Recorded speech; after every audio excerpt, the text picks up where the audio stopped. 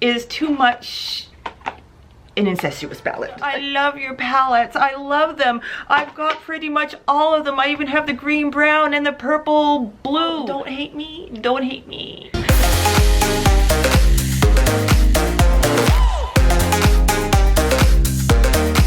Hey Glow Beauties, I got my relatively new Natasha Denona Sunrise palette, and I'm gonna give you my tea take, I'm not sure what I'm gonna call it, review on this palette. Now you all know that I love my Natasha Denona eyeshadows. I have a number of them.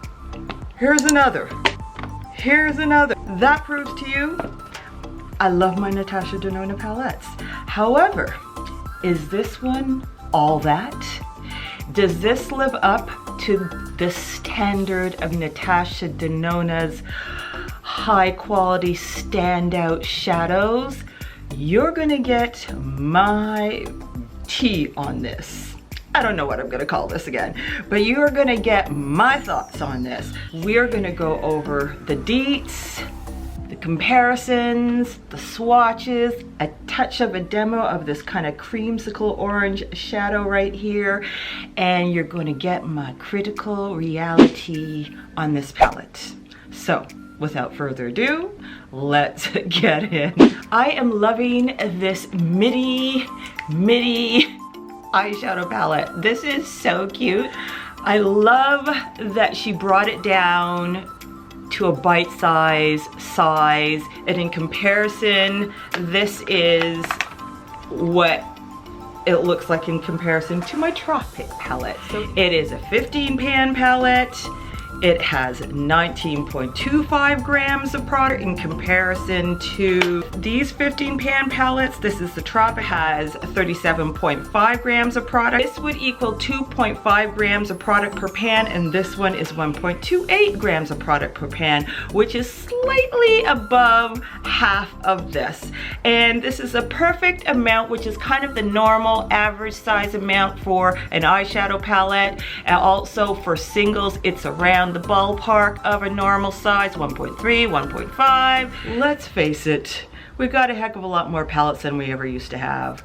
We're never gonna get through 2.5 grams of product. Here's an example of 2.5 grams of product. It's a lot bigger in size. It's nice to feel like you are making some progress in your many millions of palettes that you have. Natasha is not a snob. I feel like she's kind of switched over to luxury for the masses. She is allowing to capture a larger market audience. She's not being a snob about her luxury. She wants everybody to have a taste of it, and this is the perfect example. A lot of her products are now bringing to the midi and mini. This is why I would consider this a midi. Her mini blushes and her mini eyeshadows, I think it's fantastic, and I think this is a great marketing ploy because you are allowing us plebeians to be able to enjoy luxury, and it's also capturing a larger market for herself, which I think is pretty smart. This is much more affordable. In US dollars, $65, and in Canadian, $85. Because in Canadian dollars, this is a hefty price. US, it's $129. I'm not even gonna tell you what it is in Canadian dollars. And when you consider that Huda Beauty's Desert Dusk is the same 15 pans and it is $85, where I think this is a better quality. Packaging here is way better, and the shadow itself is more luxury, and it is the same price as this. I love the Pez, I call it the plastic Pez candy shake. I like them better, these Pez candy ones, than these. These are lovely, these faux leather, but these are much easier to clean. They even feel more compact. They're cuter. It's basically a plastic casing. However, with this one, the midi, the front is metal and then the back is plastic, whereas on the Tropic and the other ones, both the front and and back are plastic, but I think she was doing something a little different, a little bit more shinier metallic case to it. Then the back has the same typical holes. Now all of her palettes, even these ones, the pans are magnetic, but these ones, the Pez versions, have the holes in the back so you can push pin them out, whereas these ones don't. They're fitted right in and you need, like, say, an Inglot magnet to be able to get these shadows out, but they do come out. But you need a magnet for this, where you don't. You can just push pin these out. That's another reason why I love this case. But does this live up to the standards of Natasha Denona in the midi? That is the question. I like the way she kind of organized it. You've got the kind of lighter lidier color,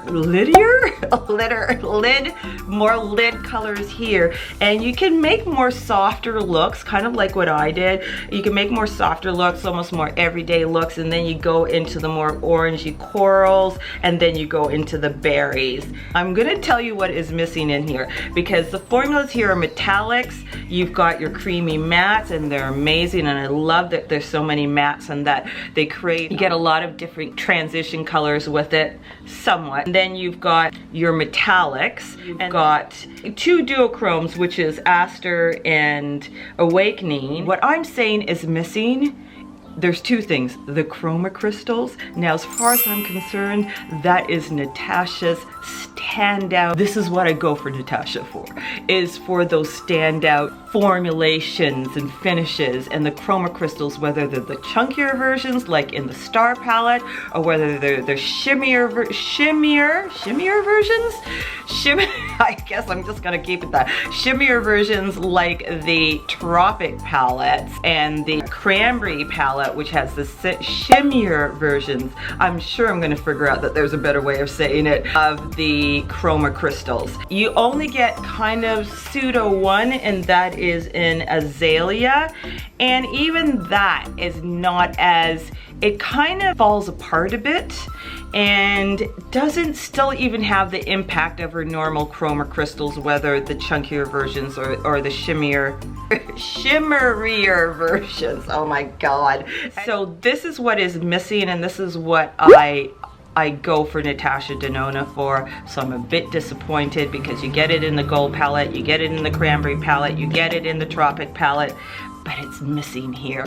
Also, what is missing is cream to powder formulas. These are creamy mattes and they're really nice, but you don't get any of the cream to powder formulas that you do have in this. And actually she improved on it in the second run, which is in the cranberry palette. The first run of the cranberry palette in the winter time wasn't good at hard pan, but she corrected it in this, and these are beautiful performing cream to powder formulas. And there's nothing in here. What I like about the cream to powder formulas is that there's no fallout. It just goes on the eye and blends, and it's beautiful, and you don't have to worry about any fallout, any powder falling, anything like that.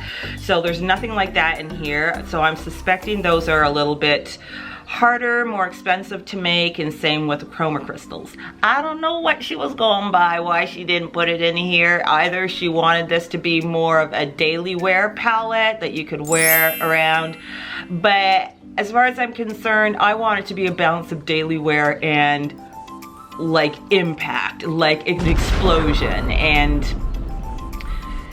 that's not in here. To compare the sunset and the sunrise, the sunset is more of an orangey brown, and this one is a orangey coral berry. There is no browns in it at all, and in fact, listen to what is described on the Sephora website and Natasha Denona's website, and probably Beautylicious website. It says, a palette inspired by the warm glow of a morning sunrise with sunny yellows, crimson corals, earthy browns, and powerful pinks, all made to melt together in perfect harmony. Now, I'm not seeing any earthy browns in this palette. In fact, there is no brown. The only thing that can come close to the brown is this one, Jasper, and that is like an orangey terracotta.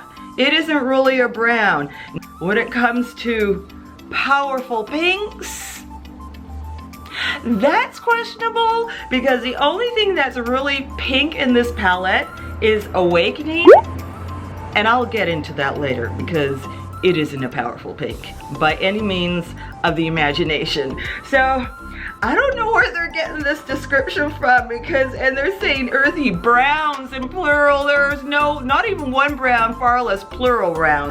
I don't know about that. It's very confusing to me, and it's on all their websites. I'm sure it's on the Beautylish one too. Now, in comparison to the Lila, it's kind of like Lila and Sunset kind of had a baby or got a little incestuous. I think this is an incestuous palette, the Sunrise palette. So as you can see here, the Lila is more purple, more duskier purples. Yes, there's a little bit of a fuchsia hit in here and even a slight kind of a goldeny orange hit and a magenta hit. But generally it's a purple palette, whereas this is more of a berry palette. There's only one, I would say, purple in here, and I have even a question about that. I think there should have been two. You can see how it's a bit different, but it's kind of, when you put them all together, it's kind of an incestuous palette, and it looks a lot like the Huda Beauty Desert Dusk palette. Little darlings, the rascals at ColourPop curated a 24-pan build-your-own palette dupe of the Sunrise palette called, wait for this, hold your boyfriend, hold your child, hold your puppy, the Here Comes the Sun palette. Now, those are rascals. It's in keeping with this. It's almost as if it was a play on the Huda's palette, to be honest with you, except that they added in the yellow in here where Huda doesn't have any yellow. Let us get into the swatches and the demo of my Orangesicle or something eyeshadow. Taken from the top row going, I believe, left to right, starting from the Crimson color Poppy is a crimson metallic, Citrine is a creamy matte warm yellow, Phlox is a burnt warm crimson metallic, Awakening is a dusky pink duochrome, definitely a dusky pink, no powerful pink here. Laurel is a peachy champagne metallic, Aster, again, a dusky violet mauve duochrome, Glory, a creamy matte fuchsia, Azalea, a pink corally copper duochrome, Glittery, without much base, can be used a bit like a topper, Morgan, a peachy coral creamy matte, Agate, this one's got many descriptions, take your pick, a golden beige, a champagne apricot, or I like to describe it as an eggshell yellow metallic. Third row, Clove is a dark maroon creamy matte, Carnelian is a medium yellow orange, Jasper is a bright orangey terracotta creamy matte, Morning is a light apricot creamy matte, and Dayspring is a nude bronze metallic.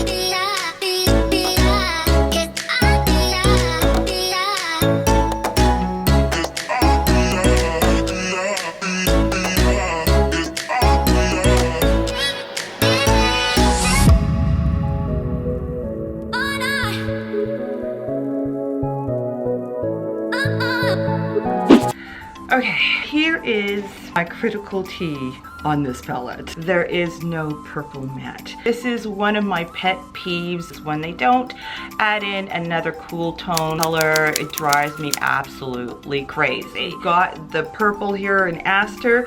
It would have rounded out the palette better if they could have put something very similar in Huda Beauty's, the amethyst color, this matte right here. And because Phlox and Poppy are so close together in color, this would have been really nice if they could have taken Poppy and put in a purple matte color. And then this would have caused the palette to have so many more looks and more variety. What I do love though is that there is no browns in here or black. What you can use to deepen is Clove, which is kind of like this dark maroon creamy matte color. Instead of staying safe and, you know, with the tried and true brown and black to deepen, that they're using color, a very deep color. You can do a blue, you can do a green, and give the dimension, and Clove is it. So I'm really glad that Natasha did that. The other thing is these two. Okay, now the problem is I really love Natasha's chroma crystals. That's what I go for. The quality of her eyeshadow and those incredibly luminescent, iridescent, impact, powerful chroma crystals, whether there's a shimmer version or the kind of chunkier version. I'm looking for that in her palettes and it's not here. The closest is Azalea. This one, like, I look for that in the lid colors. You've got a whole bunch of lovely lid colors here, but they don't have the impact of that shimmery chroma crystal or the chunkier chroma crystal.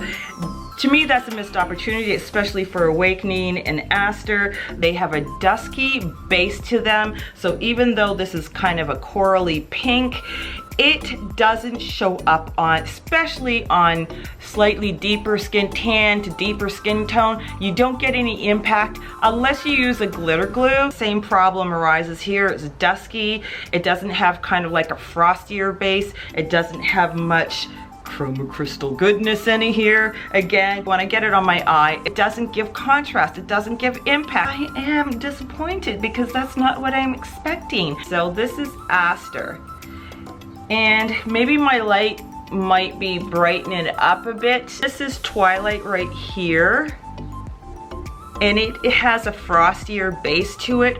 So when I put it on my eye, and even though it has less base to it and can be used as a topper, it still shines a lot brighter on the eye and gives the effect that I'm looking for with these shadows. I'm going to even compare it to Daisy in the Cranberry palette, because Daisy in the Cranberry palette has that shimmery chroma. There's a bit more shimmer in it. Put Daisy over here, even though it's not exactly the same color. You see what I'm talking about?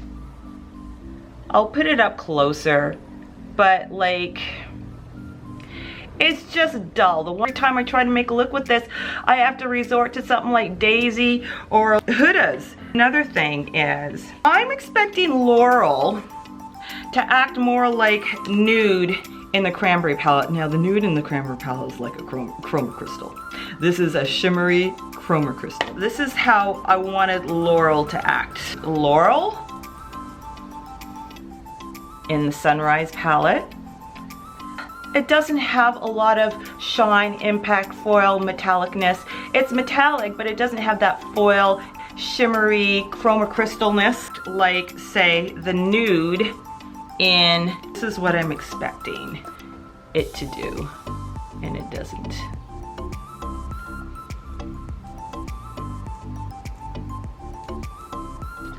See the difference? I will do B-roll for this so that you'll understand what I'm talking about. I want it to act like the Nude in this palette. I want it to have that shimmery, glittery luminescence and chroma crystal shimmer. These don't act like this Nude. I'm expecting Natasha's to act like the, not getting it in this palette. It's not happening. Anybody who's never been introduced to Natasha Denona's eyeshadows, and this is their first palette they bought. Please don't judge Natasha's shadows by this one, because this does not represent her overall impact, her trademark shadows. It does in the sense of the creamy mattes and the way like perform in a sense, especially the berry ones. But these ones, the lighter lid colors, they don't have that trademark Natasha Denona iridescence and shimmer and glitter and impact and pow and foiled goodness that I expect. They're kind of toned down. They're kind of more what you might even consider everyday. That's not what I was expecting. This is a nice one to try. The cranberry, especially the new one, not the old one in the gold palette. This one is a great example. The gold palette is a great example. Natasha Denona's Tropic, except for the bottom row, the green and the blue in there, is not a good example. Everything else great, but not these two right here. These two, green brown, the blue purple, but this is not a good example, so don't judge by this. However, overall, I still love the formula of the shadows, even if the light lid ones don't have that impact. The mattes, the berries, I love it. And the thing is, it pairs really well with my cranberry palette. This palette gets an extension with all these matte colors and some of the extra berries, because sometimes I don't want these berries as my crease color. They can be a little bit bright, and sometimes it would be nice to tone it down with more of the corally peach. So I got a great extension with this in this. I'm keeping it. I love my Natasha, but I hope this is not going to be a trend for her midi. That, you know, I still kind of think this is a bit of an incestuous palette. I do think that I would have loved to have seen her do something a little bit more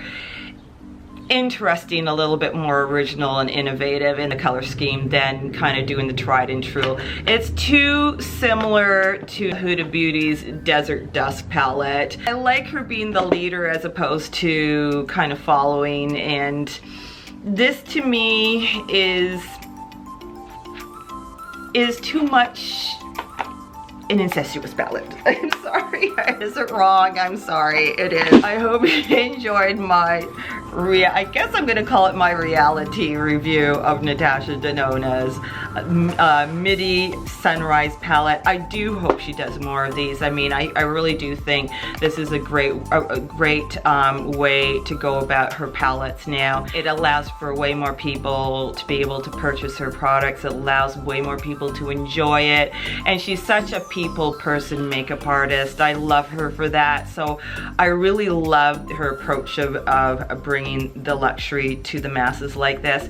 But I do hope that she doesn't hold back on her specialty shadows, kind of the way Pat McGrath does with her palettes, and she holds back on her specialty, really glistening, shimmery shadows. And I don't want Natasha to do that with her midis. But I hope you enjoyed my review, my critical Realee-Tea. Sorry. You know, Natasha, I love your palettes. I love them. I've got pretty much all of them. I even have the green brown and the purple blue. I love your palette, so don't hate me. Don't hate me. If you enjoyed this, do give me a thumbs up, like, and share with your friends. Yeah, make sure if you have friends that are interested in this, that share your love for makeup and share your love for color, share it around. Also, it helps me out a little bit. Don't forget to subscribe to keep up with all my videos. Hit the bell notification button. And don't forget, rock your own kind of beauty and keep on going and keep on glowing. I will.